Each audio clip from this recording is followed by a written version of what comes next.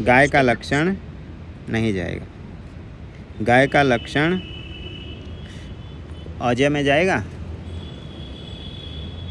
नहीं जाएगा। नहीं जाएगा सर, क्योंकि अज में शासना नहीं है, इसलिए देखो।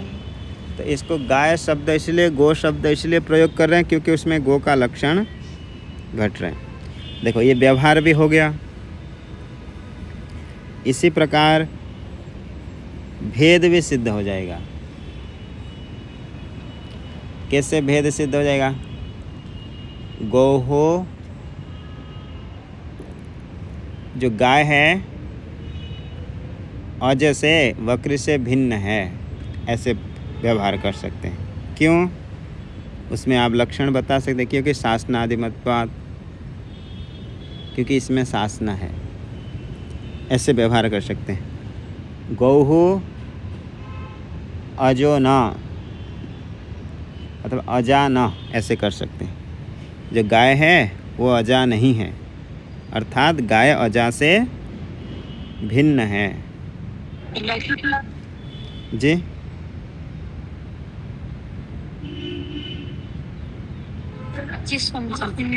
हाँ, अजा गौहो अजायः भिन्ना, अजा से भिन्न है।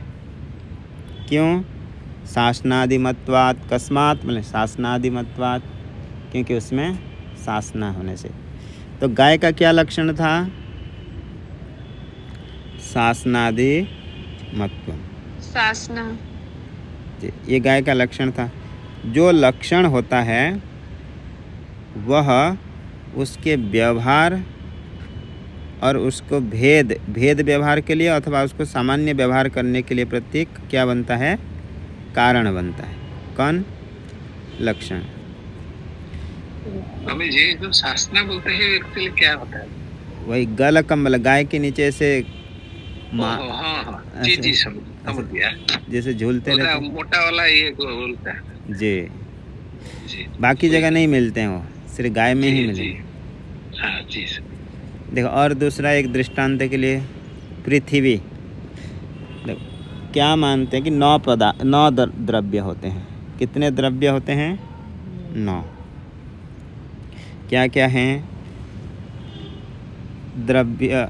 पृथ्वी, जल, तेज, वायु, आकाश, काल, दिग, आत्मा, मन। कितने द्रव्य होते हैं? 9 द्रव्य। 5 भूत हो गए, हो गया। आगे काल।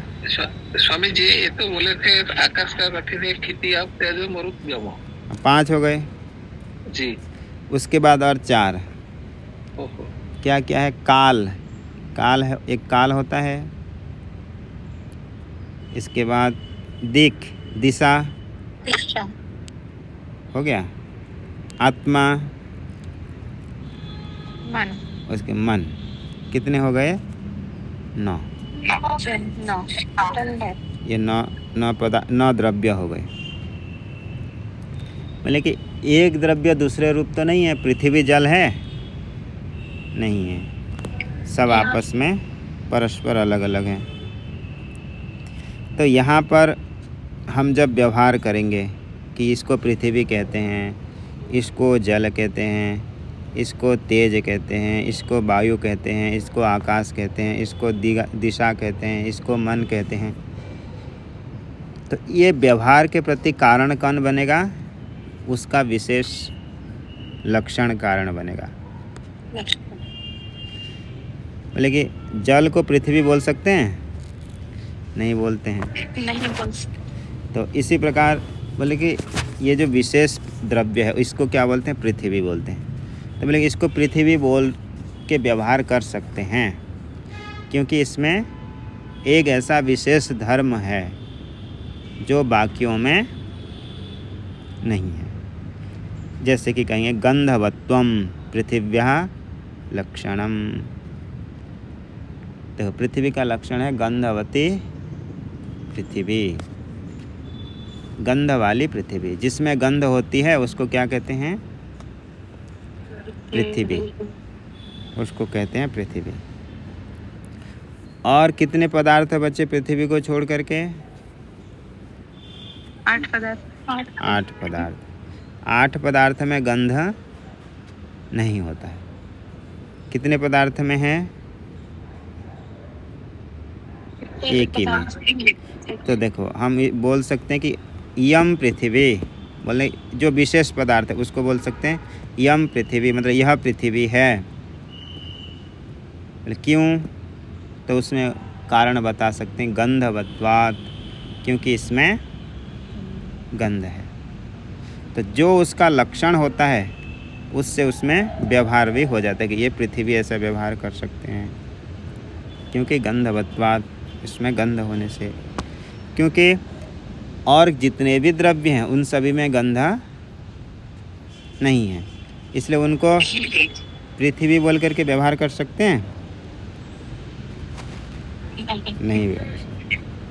पृथ्वी व्यवहार के लिए प्रति कारण कौन बना? उसमें गंध होना, उसका जो लक्षण है गंधवत्वम, ये पृथ्वी शब्दवाच्य का कारण बना। इसी प्रकार लक्षण का यही प्रयोजन होता है, एक तो व्यवहार करने के लिए और एक बाकियों से अलग करने के लिए भी। यही बोल सकते हैं कि पृथ्वी बाकी 9 द्रव्यों से अलग है, भिन्न है। क्यों? गंधवत्वात्, ये बोल सकते हैं क्योंकि उसमें गंध होने से। इसी प्रकार ये लक्षण करते हैं, तो लक्षण का प्रयोजन है। तो हमारा जो अभी विषय चल रहा था कि प्रमाण का लक्षण कर रहे थे, सामान्य लक्षण और विशेष लक्षण। सामान्य लक्षण क्या है? प्रमाकरणम प्रमाणम। प्रमा का जो करण है वह क्या है? प्रमाण है। इसी प्रकार तीनों प्रमाण में ये लक्षण जाएगा। जैसे बोलेंगे मनुष्य, मनुष्य बोलने से संसार में जितने मनुष्य हैं सभी का बोध होगा, ज्ञान होगा। लेकिन यदि कहेंगे ब्राह्मण तो बाकियों से अलग हो, क्षत्रिय कहेंगे तो बाकी से अलग हो जाएगा। इसी प्रकार एक सामान्य लक्षण है और एक विशेष लक्षण है। तो प्रमाकरणम प्रमाणम, ये प्रमाण का सामान्य लक्षण हुआ, और विशेष लक्षण सबके अलग अलग हैं। प्रमाण तो तीनों को तीनों ही हुए, प्रत्यक्ष, अनुमान और शब्द। लेकिन इनका विशेष अलग रहेगा। प्रत्यक्ष का अलग लक्षण रहेगा, अनुमान का एक लक्षण होगा और शब्द का एक लक्षण होगा। एक सामान्य लक्षण होगा और एक विशेष लक्षण। जैसे अभी आप लोगों को बता दिए थे पृथ्वी का कितने द्रव्य थे? 9 द्रव्य। इन 9 द्रव्य का एक लक्षण ऐसा हो सकता है जो 9 के 9 में जाएगा। ऐसा लक्षण हो सकता है जैसे गुणवत्वम, जो गुण वाला है वही द्रव्य है। द्रव्य का क्या लक्षण हो गया? जो गुण वाला है वही द्रव्य है, ऐसा लक्षण कर दिए। तो 9 द्रव्य के 9 द्रव्य सभी में क्या रहता है? गुण रहता है, गुण रहता है। इसलिए ये लक्षण घट जाएगा। गुणवत्वम द्रव्यस्य लक्षणम, द्रव्य का लक्षण हो जाएगा गुणवान, जो गुणवान द्रव्य है। जो स्वामी जी, आत्मा क्या द्रव्य है? इसमें तो कुछ गुण लक्षण नहीं है। हाँ, ये अभी वेदांत नहीं चल रहा है, अभी दूसरे तरफ से बता रहे हैं, न्याय को लेकर के। इसलिए वो लोग न्याय वाले क्या मानते हैं? उसमें इच्छा होती है, ज्ञान होता है, प्रयत्न होता है, ऐसे मानते हैं। तो समझाने के लिए पहले उनका पढ़ना पड़ता है। तो इसी प्रकार तो एक सामान्य लक्षण बोल दिया कि गुणवान द्रव्य, जिसमें गुण होता है उसको क्या कहते हैं? द्रव्य। द्रव्य। ऐसे तो 9 के 9 द्रव्य, 9 के 9 में गुण होते हैं, तो वो पूरे 9 को क्या कह सकते हैं? द्रव्य। ये हो गया सबका सामान्य लक्षण। और एक विशेष होगा, जैसे एक एक करके एक बोल दिए थे पृथ्वी का, गंधवती पृथ्वी, ये विशेष लक्षण हो गया। शीत स्पर्शवती आपह जल, जिसमें शीत स्पर्श होता है वो जल है। उष्ण स्पर्शवत तेजः, उष्ण स्पर्श वाला तेज है। रूप रहित स्पर्शवान वायु, जिसमें रूप नहीं होता है लेकिन स्पर्श होता है वो वायु। ये इनका सबका विशेष विशेष स्वरूप होता है, और इनका सामान्य स्वरूप गुणवान। इसी प्रकार 2 लक्षण होता है, एक सामान्य लक्षण, एक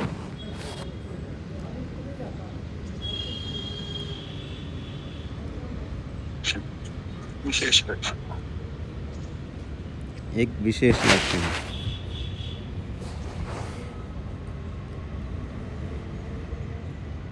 अतः सामान्य और विशेष ऐसे लक्षण होते हैं। तो एक माता जी मैसेज कर रहे हैं, उनको बोल देता हूँ तो क्लास तो पूरा ही हो जाएगा।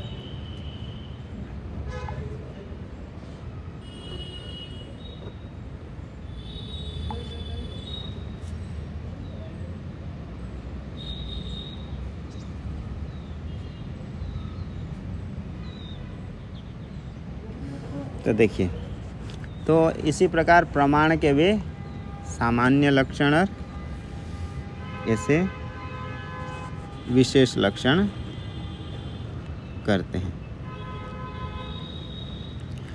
तो इसी बात को बोल रहे हैं। देखिए, तर्क संग्रह नहीं पढ़ने से कहाँ की बात, एक छोटी सी बात को बताने के लिए वहाँ की कितनी बातें बतानी पड़ेगी। यहाँ इतना ही कहना है कि शास्त्रम कस्मात् प्रमाणम सामान्यतो विशेषतश्च लक्ष्यते। यहाँ पर सामान्य लक्षण और विशेष लक्षण दोनों की बातें क्यों कर रहे हो, ये पूर्व पक्षी पूछ रहा है। पूर्व पक्षी का कहना है कि सामान्य लक्षण और विशेष लक्षण आप कथन कर रहे हो, जबकि आपने तो प्रतिज्ञा अलग ही किया था कि आप पदार्थ बताएंगे, और आप यहाँ लक्षण, प्रमाण के लक्षण बताने लगे हो। तो इसी बात के लिए मूल कारिका में बताए, प्रमेय सिद्धि प्रमाणाधि। सिद्धि यानी प्रतीति ज्ञान। प्रमेय की सिद्धि प्रमाण से होता है, इसलिए हम अभी प्रमाण के बारे में कथन कर रहे हैं। प्रमाण तो चक्षु है, प्रमाणिक चक्षु। जिसके पास चक्षु नहीं है उसको ज्ञान होगा क्या? इससे ही ज्ञान होगा। इसलिए प्रमाण नहीं जानेंगे तो पदार्थ का ज्ञान होगा ही नहीं। इसीलिए पहले प्रमाण के बारे में विचार करते हैं।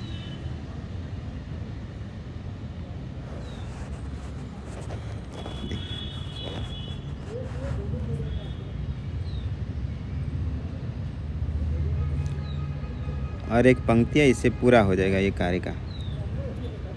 सायम आर्या, ये जो आर्या छंद में लिखा गया श्लोक चतुर्थ कारिका, अर्थक्रमानुरोधेन पाठक्रम अनादृत्य एव व्याख्याता।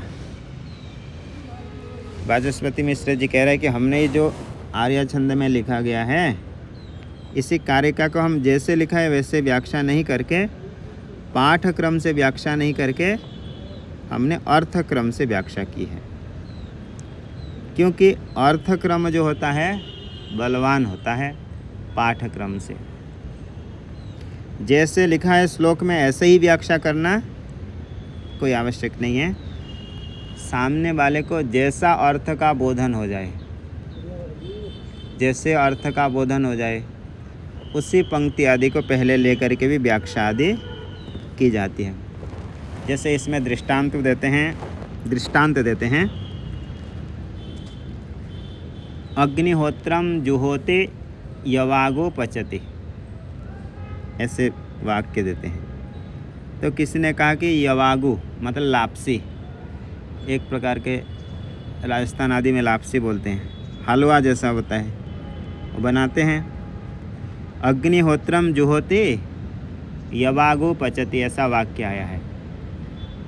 मतलब अग्निहोत्र करने के लिए ही क्या विधान किया गया है, यवागु का पाक करना। तो लेकिन वाक्य आया है कि पहले अग्निहोत्रम जुहोति फिर यवागु पचति।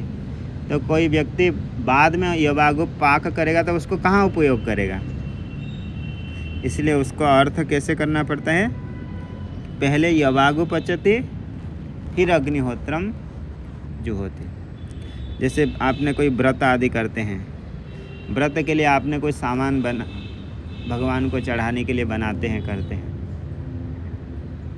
तो आपने क्या किया, पहले पूजा कर दिया फिर सामान बनाया, ऐसे करते हैं? ऐसे नहीं करते हैं। जैसे व्रत आदि करते हैं, व्रत में बहुत सारे सामान चढ़ाते हैं, तो वो व्रत के लिए ही वस्तु को बनाते हैं। तो पहले वस्तु बनाएंगे, उसका व्यंजन बनाएंगे, फिर पूजा करेंगे। इसी प्रकार यहाँ पर भी यही क्रम को समझना चाहिए। मतलब जैसे पाठक्रम है ऐसा व्याख्या करना कोई आवश्यक नहीं है। यहीं तक करते हैं, आगे कल अष्टमी, तो कल अनध्याय। ओम पूर्णमदः पूर्णमिदं पूर्णात्